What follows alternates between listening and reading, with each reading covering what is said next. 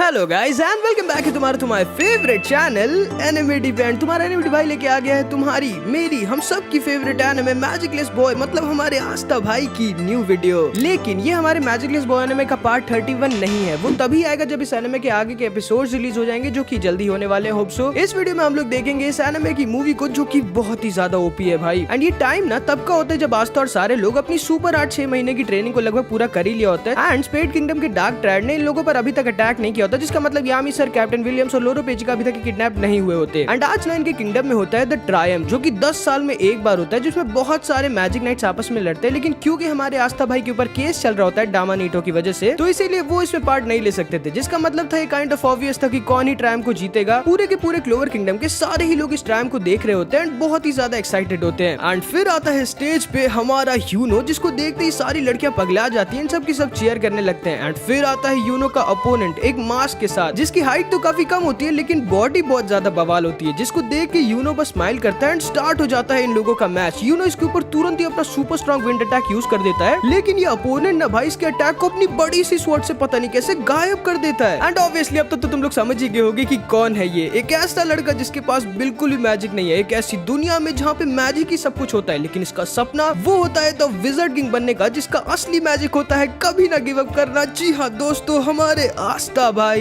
अरे तुम्हारी स्वॉर्ड तो तुमसे ही बड़ी है छोटू। जिसको सुनकर आस्था बस स्माइल करता है एंड ये दोनों तैयार होते हैं एक दूसरे से लड़ने के लिए। लेकिन हम लोग इन लोगों की लेजेंडरी फाइट को नहीं देख पाते, क्योंकि तभी वहाँ पर 4 लोग आ जाते हैं, जो कि कोई ऐरे गहरे क्रिमिनल्स नहीं बल्कि द विज़र्ड किंग के पहले के विज़र्ड किंग्स होते हैं भाई। मतलब समझ रहे हो ना, हद से ज्यादा स्ट्रॉन्ग। एंड तभी हम देखते हैं ये प्रीवियस विज़र्ड किंग, जिसका नाम जेस्टर होता है, ये अपने सुपर स्ट्रॉन्ग बैरियर मैजिक का यूज करता है एंड इस पूरे के पूरे स्टेडियम को घेर लेता है। एंड तभी ये विज़र्ड किंग कॉनराड बोलता है, टाइम आ चुका है इस दुनिया को फिक्स करने का। एंड तभी भाई ये बाहर निकालता है अब तक का strongest magical weapon sword of the god एल्स्टोसिया को। एंड इसका यूज करके ना ये यहाँ जितने भी लोग थे उन सब की मैजिकल पावर को अपनी स्वॉर्ड में अब्सॉर्ब करने लगता है। एंड इधर ये वाली विज़र्ड किंग प्रिंस अपने मैजिक सोल्जर्स को समन कर देती है, जो इन सब पर अटैक कर देते हैं। एंड तभी इधर हम देखते हैं कॉनराड हमारे विज़र्ड किंग सर जूलियस के पीछे आ जाता है एंड कहता है, हेलो जूलियस, याद तो हूं ना मैं तुम्हें, sir Conrad. And wizard king ये जानते थे कि कॉनराड कितना ज्यादा खतरनाक और स्ट्रॉन्ग है। एंड अब हम आज से 10 साल पहले के सीन को देखते हैं, जब कॉनराड को ये एल्स्टोसिया मिल गई थी। एंड ये ना स्वॉर्ड इतनी ज्यादा ओपी होती है कि ये लोगों के मैजिक के साथ साथ उनकी सोल्स को भी स्टोर करके रख सकती है। एंड इस स्वॉर्ड के अंदर ना भाई द फर्स्ट विज़र्ड किंग लुमिरे और हमारे अभी के विज़र्ड किंग सर जूलियस के अलावा बाकी सारे विज़र्ड किंग और बहुत सारे लोगों की सोल्स और मैजिक इसके अंदर स्टोर होते हैं, जिसका यूज कॉनराड कर सकता है। एंड इस कॉनराड की मैजिक पावर बहुत ही ज्यादा ब्रोकन होती है। एंड भाई ये अकेले होने के बावजूद ना इन सारे के सारे क्लोवर किंगडम के कैप्टन्स और सर जूलियस को अकेले संभाल रहा था। एंड इन कैप्टन्स को तो ना बहुत ही गंदा बजा रहा था। जूलियस, तुम्हें समझना होगा मैं जो कर रहा हूँ वो इस दुनिया की भलाई के लिए है। एंड तभी सर जूलियस जब ये समझ जाते हैं कि इन्हें जल्दी कॉनराड को रोकना होगा और इनके पास अब कोई ऑप्शन नहीं बचा है, तो सर जूलियस कॉनराड को अपने टाइम मैजिक में सील करके पकड़ लेते हैं। आज तो शायद तुमने मुझे रोक लिया जूलियस, लेकिन मैं वापस जरूर आऊंगा। एंड तभी विज़र्ड किंग इसको सील कर देते हैं, क्लोवर किंगडम का अगला विज़र्ड किंग बन जाते हैं। लेकिन जब लाइट ने विज़र्ड किंग को मार दिया था ना, तब इनकी वो सील भी टूट गई थी, जिस वजह से कॉनराड वापस से रियल वर्ल्ड में आ गया था। एंड फिर इधर हम इस प्रिंसिया को देखते हैं, जिसके पास ना अनलिमिटेड मैजिक होता है। एंड ये जितने चाहे उतने सुपर स्ट्रॉन्ग सोल्जर्स को बना सकती थी, जो सोल्जर्स इन सब पर अटैक कर रहे होते हैं। लेकिन तभी इन सबको बचाने के लिए हमारे आस्था भाई और ये सारे लोग मैदान पर उतर जाते हैं। एंड फिर इधर हम देखते हैं कॉब के मैजिक से ये सारे लोग यहाँ से सिविलियंस को सेफली निकालने लगते हैं। ओए आस्था, हमें उसे हराना होगा जो इन सारे मैजिक सोल्जर्स को बना रही है, और उसे भी जिसकी स्वॉर्ड पता नहीं कैसे हम लोग के बहुत सारे मैजिक को कंटिन्यूअसली अब्सॉर्ब कर रही है। ये सारे के सारे लोग मिलकर इन सारे सोल्जर्स को हरा रहे होते हैं, लेकिन ये सोल्जर्स खत्म ही नहीं हो रहे थे। एंड तभी आस्था के सामने ये तीनों विज़र्ड किंग प्रिंसिया, जेस्टर और एडवर्ड आ जाते हैं। एक मिनट, इस लड़के के अंदर तो कोई मैजिक पावर ही नहीं है, फिर ये आखिर मेरे सोल्जर्स को हरा कैसे पा रहा है? ओए तुम तीनों नीचे आओ जरा, तुम तीनों की बैंड बजानी है मुझे। ये लड़का तो काफी बदतमीज और बेवकूफ है। एंड तभी जेस्टर आस्था के ऊपर अपने बैरियर बॉम्ब से अटैक कर देता है, जिसे आस्था आसानी से खत्म कर देता है। ये कैसे हो सकता है? एंड फिर इधर हम कॉनराड को देखते हैं। अब मुझे कोई नहीं रोक सकता जूलियस, मैंने इन तीनों को एल्स्टोसिया और अपने मैजिक से वापस से रिवाइव कर दिया, और इन सब का भी वही मिशन है जो मेरा है, दुनिया को बदलना, सुधारना। एंड तभी ना भाई मार्क्स इसके ऊपर अटैक कर देता है। ओह, तुम्हारा मैजिक तो काफी काम का है। एंड तभी ना कॉनराड जाके भाई इसके मैजिक को ही चुरा लेता है। एंड इसका ना मैजिक पावर होता है दूसरों के मैजिक को चुरा लेना। एंड अब तो क्योंकि इसके पास एल्स्टोसिया भी होती है, तो ये ना समझ लो इसमें पूरी दुनिया का सबसे स्ट्रॉन्गेस्ट कैरेक्टर है। ये सारे और यूनो इन लोगों पर अटैक कर देते हैं, लेकिन ये सारे विज़र्ड किंग को कहाँ ही हरा सकते थे। लेकिन तभी वहाँ पर हमारे यामी सर और ये सारे लोग भी आ जाते हैं। एंड यामी सर ना आस्था और विज़र्ड किंग को लेके कोने में आ जाते हैं। आखिर ये सारे लोग हैं कौन यामी सर? गधे, तुम इन सबको भी नहीं जानते? आखिर हम इन लोगों को रोकेंगे कैसे जूलियस? हमें कुछ भी करके कॉनराड को रोकना देखना होगा, क्योंकि अगर वो अपने प्लान में सक्सेसफुल हो गया तो ये पूरा किंगडम तबाह हो जाएगा। यामी, तुम्हें तुरंत ही हमारे सीक्रेट रिसर्च लैब जाना होगा, वहीं पे शायद एक लौता ऐसा वेपन है जो कॉनराड और एल्स्टोशिया को रोक सकता है। नहीं, मैं नहीं जा सकता, मुझे यहाँ पे और भी लोगों को बचाना है। सुनो गधे, तुम जाओ लैब और उस वेपन को लेके आओ। लेकिन तभी एडवर्ड इन लोगों के ऊपर अपने आइस मैजिक से अटैक कर देता है। और हाँ, मरना मत गधे, वरना मैं तुम्हें मार डालूंगा। एंड तभी ये तीनों वहाँ से किसी तरह निकल जाते हैं। एंड इधर हम देखते हैं यूनो और मैक्स साथ में मिलकर जेस्टर से लड़ रहे होते हैं, लेकिन जेस्टर ना कुछ ज्यादा ही ओवर पावर्ड होता है। ओह, मैं देख सकता हूँ तुम तीनों काफी स्ट्रॉन्ग हो गए हो। हाँ, लेकिन आप अभी भी उतने ही बेवकूफ हो। क्यों? आपको समझना होगा कि आप पागल हो गए हो। मैं जानता हूँ, लेकिन शायद तुम ये नहीं जानते कि पागल लोगों में ही हिम्मत होती है इस दुनिया को बदलने की। अब आओ देखते हैं कौन रोक पाएगा मुझे जब मेरे पास मेरी ये स्वॉर्ड है। एंड तभी ना भाई कॉनराड अपने मैजिक और स्वॉर्ड का यूज करता है एंड इस पूरे के पूरे कैसल को हवा में उड़ा देता है। एंड जेस्टर ना इस पूरे कैसल को अपने बैरियर मैजिक के अंदर घेर लेता है। एंड इसका प्लान ना भाई सच में पागलों वाला होता है, समझ लो। ये ना अपनी स्वॉर्ड और अपने मैजिक का यूज करके क्लोवर किंगडम के सारे लोगों को मारने वाला होता है। एंड फिर ना ये खाली अच्छे लोगों को वापस से एल्स्टोशिया का यूज करके जिंदा करेगा, जिससे क्लोवर किंगडम में सिर्फ और सिर्फ अच्छे ही लोग बचेंगे। एंड भले ये प्लान थोड़ा इम्पॉसिबल लग रहा होगा, लेकिन ये एल्स्टोशिया और हद से ज्यादा मैजिक की हेल्प से ये कर सकता था भाई। एंड फिर इधर हम देखते हैं ये तीनों इधर सीक्रेट रिसर्च लैब में आ जाते हैं सीक्रेट वेपन को लेने के लिए, जिसका यूज करके शायद ये लोग कॉनराड को फिर से सील कर पाएंगे। नेरो भी यहीं पर थी, जो इन सबको बहुत ही ज्यादा डीप अंडरग्राउंड उस वेपन के पास लेकर जाने लगती है। एंड ये ना इन्हें बताती है कि ये सीक्रेट रिसर्च लैब बहुत ही ज्यादा सिक्योर और सेफ है, और ये भी कि कॉनराड और बाकी के 3 विज़र्ड किंग कितने ज्यादा खतरनाक और स्ट्रॉन्ग है। एंड ये लोग ना जैसे ही सीक्रेट रिसर्च लैब के सबसे डीप सबसे सिक्योर कमरे में आ जाते हैं, जहाँ पे एक चींटी तक इनकी मर्जी के बिना नहीं आ सकती, वहाँ पर इन्हें दिखता है कॉनराड। तुम लोगों को सच में लगा था कि तुम लोग इससे मुझे सील कर पाओगे? एंड असल में जैसा कि तुम्हें याद होगा, कॉनराड ने मार्क्स की मेमोरी मैजिक को चुरा लिया था, जिसका यूज करके इसने विज़र्ड किंग से पहले इनके प्लान और इस वेपन के बारे में पता कर लिया था, इसीलिए ये पहले ही यहाँ पर आ गया। एंड ये वेपन इसके ऊपर किसी काम का था ही नहीं, इतना ज्यादा स्ट्रॉन्ग हो गया है। एंड इससे पहले ना भाई कि आस्था अपनी स्वॉर्ड निकालता, कॉनराड इन तीनों को निपटा देता है एंड आस्था को तो ये सील कर देता है। एंड इसे ना असल में मार्क्स के मैजिक की वजह से इन सब और सारे के सारे मैजिक नाइट्स के बारे में सब कुछ पता चल चुका होता है। ये भी कि आस्था के पास डीमन एंटी मैजिक और नेरो के पास सील मैजिक। तुम लोगों को ये समझना होगा,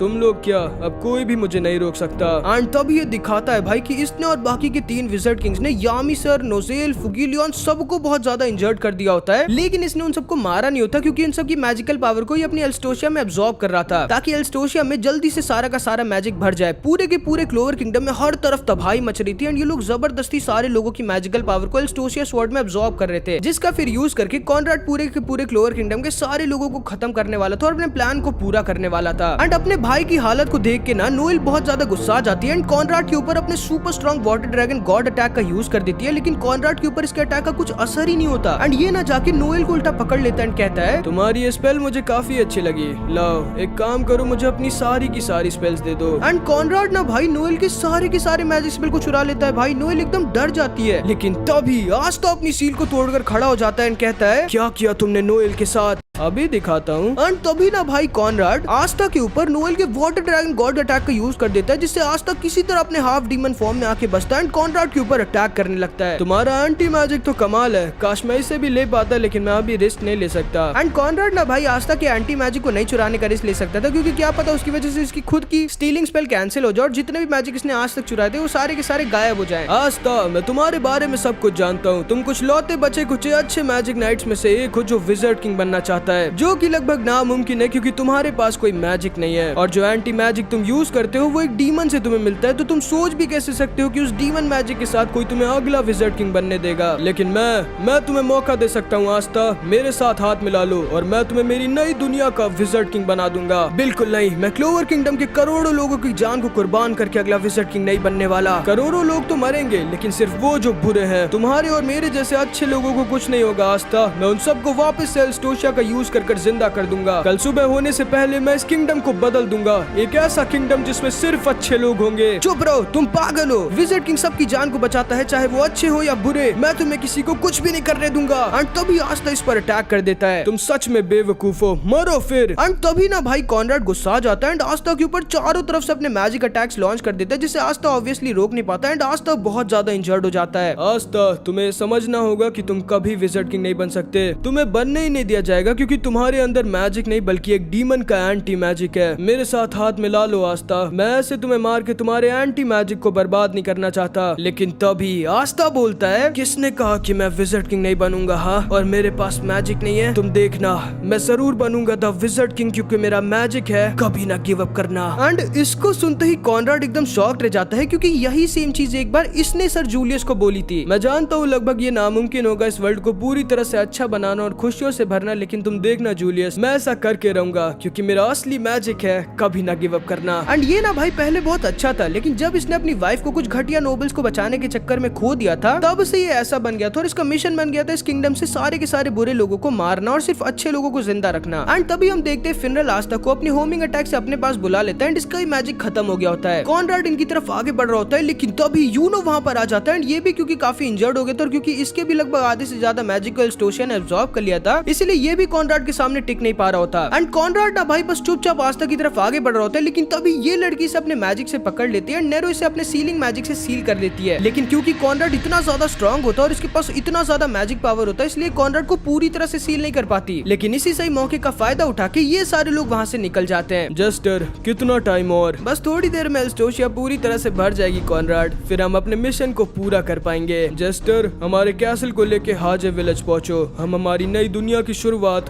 वहीं से करेंगे। एंड फिर इधर हम देखते हैं थोड़ी देर बाद ये सारे लोग होश में आ जाते हैं एंड आस्था बहुत ज्यादा डरा और इंजर्ड होता है। एंड आस्था ना इन सबको बता देता है कि अगर ये लोगों ने जल्दी कुछ नहीं किया तो कल सुबह होने से पहले कॉनराड क्लोवर किंगडम के सारे लोगों को मार डालेगा। जिसको सुन के सारे लोग और सेक्के एकदम डर जाते हैं एंड सेक्के बोलता है, हम कुछ नहीं कर सकते, हम उन विज़र्ड किंग को नहीं हरा सकते, हम लोगों को यहाँ से भागना होगा, हम क्लोवर किंगडम को छोड़ के निकल जाना चाहिए, क्यों ना हम सब लोग हार्ट किंगडम चले। एंड ये सारे के सारे लोग सेक्के की बात को मानने लगते हैं, तैयार होने लगते हैं क्लोवर किंगडम को छोड़कर भाग के जाने के लिए। लेकिन तभी आस्था बोलता है, ये क्या बोल रहे हैं आप लोग? क्या आप लोग भूल गए हम कौन हैं? क्या आप लोग भूल गए उन सारे सैक्रिफाइसेस को जो हमसे पहले के मैजिक नाइट्स ने हमारे और इस किंगडम के लिए किए थे? क्या आप लोग भूल गए हैं वो सारी जिम्मेदारियां जो हमें उस दिन मिली थी जब हमने इस मैजिक नाइट क्लोक को पहना था?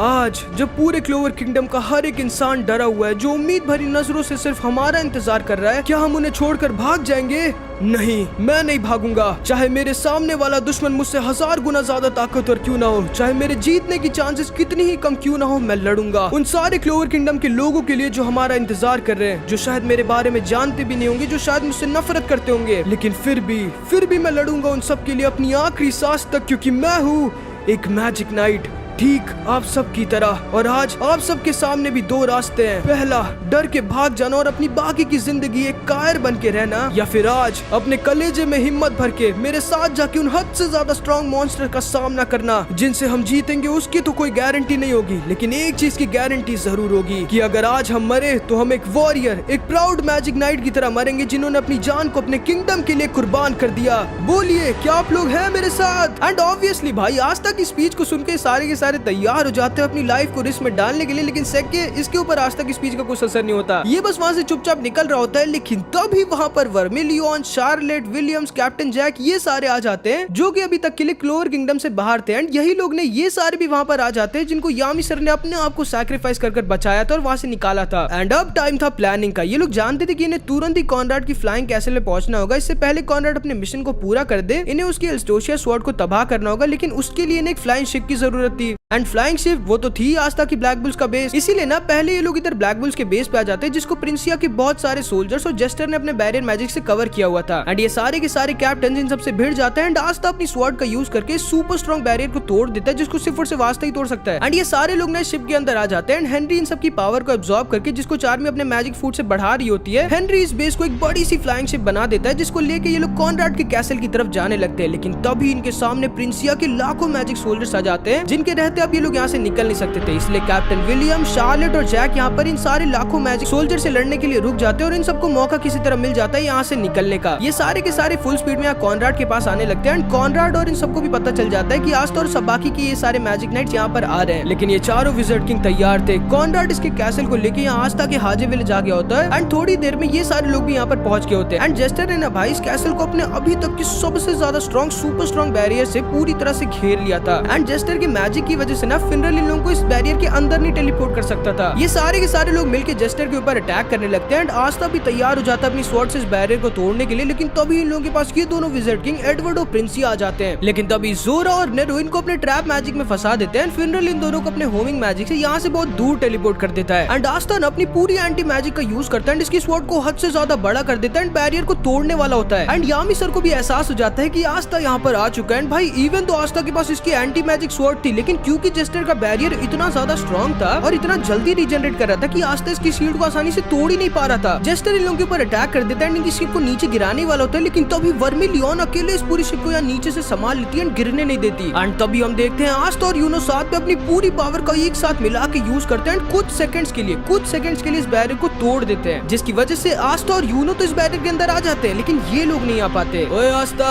हारना मत। एंड अब आस्था को कॉनराड दिखता है जो कि आस्था का ही वेट कर रहा होता है। जेस्टर इन लोगों के ऊपर अटैक कर देता है, लेकिन यूनो इससे भिड़ जाता है एंड आस्था से कहता है जाओ आस्था तुम कॉनराड को रोको, मैं इसे संभालता हूँ। एंड यूनो ना भाई अपने स्पिरिट डाइव में ट्रांसफॉर्म हो जाता है एंड तैयार हो जाता है अकेले एक विज़र्ड किंग से लड़ने के लिए। एंड आस्था इधर कॉनराड की तरफ आने लगता है। तो तुम आ ही गए, मैं तुम्हारा इंतजार कर रहा था आस्था। एंड इधर हम देखते हैं इनके प्लान के मुताबिक ताकि ये दोनों विज़र्ड किंग वापस ना आ जाए, इसलिए फिनरल पूरी की पूरी ब्लैक बुल स्क्वाड को एडवर्ड के पास भेज देता है एंड वर्मिलियन को इधर अकेले प्रिंसिया के पास प्रिंसिया से लड़ने के लिए। बेवकूफ, तुम्हें लगता है तुम यहाँ मुझे अकेले रोक के रख सकती हो? किसने कहा मैं तुम्हें यहाँ रोकने आई हूँ? मैं तुम्हें यहाँ हराने आई हूँ। एंड इधर हम देखते हैं यूनो अकेले पूरी जान लगा के लड़ रहा होता है, लेकिन ऑब्वियसली भाई इसके सामने एक टाइम का विज़र्ड किंग था जो यूनो को बहुत गंदा बजा रहा होता है। लेकिन तभी यूनो बोलता है काफी देर लगा दी आप लोगों ने। एंड तभी वहाँ पर यामी सर और ये दोनों भी कैप्टन आ जाते हैं। हाँ मेरा थोड़ा आराम करने का मन था, अब आओ इसकी बैंड बजाते हैं। एंड भले भाई एल्स्टोशिया ने इन तीनों कैप्टन की बहुत ज्यादा मैजिक पावर को अब्सॉर्ब कर लिया था, लेकिन फिर भी ये तीनों यूनो के साथ मिलकर जेस्टर से लड़ जाते। लेकिन भाई जेस्टर ना क्योंकि कुछ ज्यादा ही स्ट्रॉन्ग था, इसीलिए ना ये सारे मिलके भी जेस्टर को हरा नहीं पा रहे होते। एंड फिर इधर हम देखते हैं एडवर्ड ने ना भाई अपने माना जोन का यूज कर दिया होता है और इन सबको अपने आइस मैजिक से जमा दिया होता है और एक आइस मॉन्स्टर को भी समन कर दिया होता है। तुम बच्चों को समझ क्यों नहीं आ रहा? हम लोग जो कर रहे हैं वो इस किंगडम की भलाई के लिए कर रहे हैं। एंड फिर इधर हम देखते हैं वर्मिलियन को प्रिंसिया ने बहुत ज्यादा इंजर्ड कर दिया था, लेकिन तभी वर्मिलियन भी अपने माना और कैल्डियस ब्रैकियम का यूज कर देती है। अब ना भाई प्रिंसिया को इसके साथ फाइट में मजा आने लगती है। एंड फिर इधर हम देखते हैं जेस्टर ने इन सबको बहुत ज्यादा इंजर्ड कर दिया होता है एंड यामी सर ही होते हैं जो इसे थोड़ा बहुत टक्कर दे पा रहे होते हैं, लेकिन तभी यूनो भाई अपने स्पिरिट स्वॉर्ड का यूज कर देता है एंड जेस्टर के ऊपर अपनी पूरी ताकत के साथ अटैक करने लगता है एंड जेस्टर को भी इस फाइट में मजा आने लगती है। इन सब की फाइट बहुत ज्यादा खतरनाक हो रही होती है। एंड फिर इधर हम देखते हैं ये दोनों एक दूसरे के आमने सामने होते हैं। कॉनराड ने चारों तरफ से आस्था पर अटैक कर दिया होता है। तुमने बहुत देर कर दी आस्था,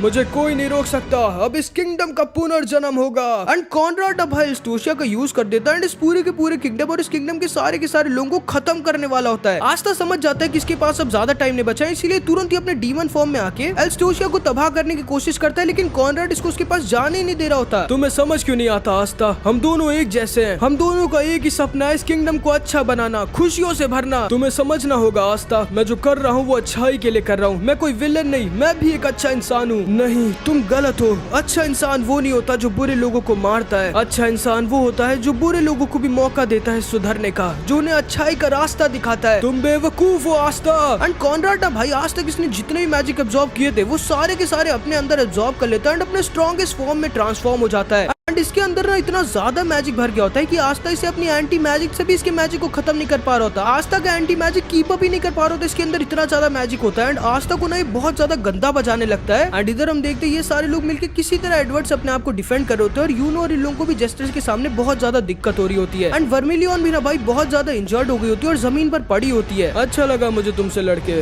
वर्मिलियन। एंड प्रिंसिया वहाँ से जाने लगती है, लेकिन तभी वर्मिलियन बोलती है लड़ाई अभी खत्म नहीं हुई है। एंड वर्मिलियन भाई अपने नए स्ट्रॉन्गेस्ट फॉर्म हेलफायर इनकार्नेट में ट्रांसफॉर्म हो जाती है एंड भाई ये प्रिंसिया को टक्कर देने लगती है। एंड फिर इधर हम देखते हैं यामिस और ये सारे कैप्टन भी साथ में अपने अटैक्स को कंबाइन करके जेस्टर को थोड़ा बहुत इंजर्ड कर देते हैं। एंड यूनो भी भाई इसके ऊपर अपने विंड स्लैश का यूज कर देता है एंड इसे थोड़ा इंजर्ड कर देता है। एंड ये लोग भी ना भाई फाइनली किसी तरह जेस्टर को टक्कर देने लगते हैं, लेकिन इधर आस्था बहुत ज्यादा गंदा पिट रहा होता है। ध्यान से देखो आस्था, ये है एक विज़र्ड किंग की पावर। एंड आस्था ना भाई बहुत ज्यादा इंजर्ड हो गया होता है, लेकिन ये जानता था कि ये हार नहीं मान सकता, इसे स्वॉर्ड को हटाना ही होगा, वरना क्लोवर किंगडम तबाह हो जाएगा और सारे के सारे लोग मारे जाएंगे। आस्था, तुम बेवकूफ हो अगर तुम्हें लगता है कि तुम विजर्ड किंग बनके इस किंगडम के सारे लोगों को सुधार दोगे और हर किसी को खुशियों से भर दोगे। अगर ये इतना ही आसान होता तो जूलियस क्यों नहीं कर पाया ये, लुमिरे क्यों नहीं कर पाया ये? मैं बताता हूँ, क्योंकि वो वीक थे, लेकिन मैं स्ट्रांग हूँ। मैं ऐसा करने जा रहा हूँ। मैं इस किंगडम को ऐसा बनाऊंगा जिसमें सिर्फ और सिर्फ अच्छे लोग रहेंगे, सारे लोग खुश होंगे। मैं हूँ एक असली विजर्ड किंग। लेकिन तभी आस्था बोलता है, नहीं,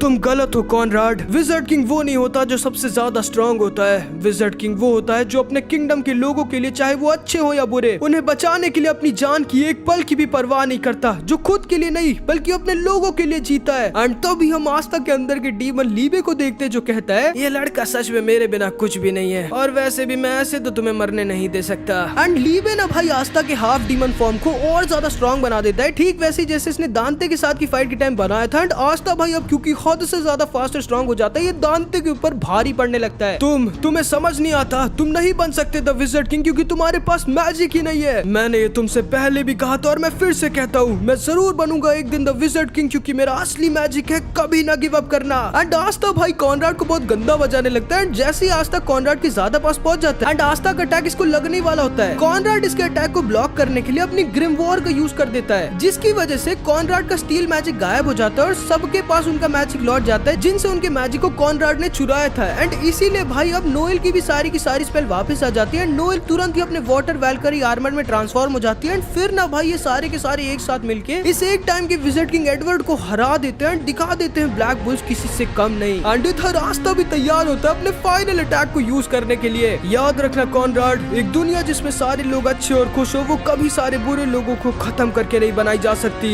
एंड आस्था ना भाई कॉनराड को हराने के साथ साथ इस स्वॉर्ड को भी जमीन से अपने एंटी मैजिक स्वॉर्ड का यूज कर हटा देता है, जिसकी वजह से कॉनराड के अंदर का सारा मैजिक और जो भी मैजिक इसने इतने टाइम में एल्स्टोशिया के अंदर कलेक्ट किया था, वो सारा का सारा खत्म हो जाता है। एंड आस्था ना इस तरह पूरे के पूरे किंगडम को बचा लेता है और ये तीनों के तीनों विजर्ड किंग वापस लौटने लगते हैं। लेकिन कॉनराड ये इतनी आसानी से फेल नहीं होने वाला था। एंड ये ना भाई लाइट की तरह एक फॉरबिडन मैजिक स्पेल को अपनी लाइफ के बदले यूज कर देता है, द अनस्टॉपेबल मीटियोर। एक ऐसा मीटियोर जिसको ना तो रोका जा सकता था और ना ही तबाह किया जा सकता था, जो कि अब इस पूरे के पूरे किंगडम को तबाह कर देगा, जिसको कोई भी मैजिक नहीं रोक सकता। एंड तभी कॉनराड बोलता है, तुमने भले मुझे तो रोक दिया, लेकिन इस किंगडम को तबाह होने से तुम नहीं बचा सकते। आस्था, नहीं, मैं इस किंगडम को कुछ नहीं होने दे सकता। एंड आस्था ना भाई तैयार होता है इस मीटियोर को रोकने के लिए, लेकिन इसके एंटी मैजिक में अकेले इतनी ताकत नहीं थी कि ये अनस्टॉपेबल मीटियोर को रोक सके। लेकिन तभी यामी सर और सर जूलियस वहाँ पर आ जाते हैं। And wizard king sir Julius Asta की तरफ एल्स्टोशिया को बढ़ाते हैं, जिससे कहते हैं, ये लो आस्था,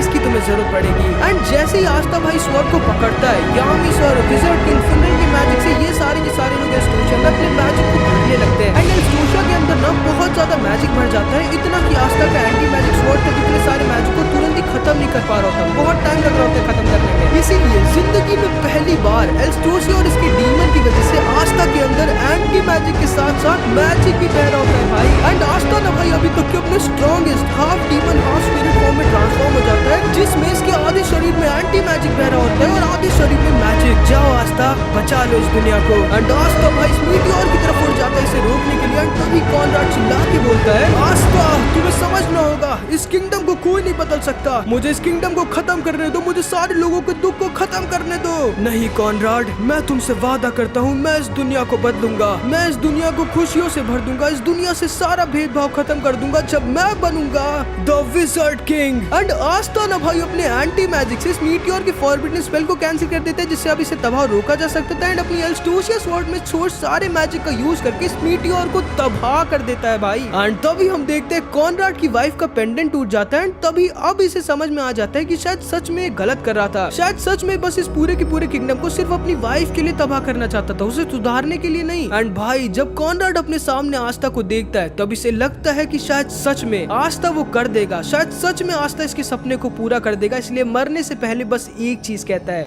प्लीज आस्था, विजर्ड किंग जरूर बनना।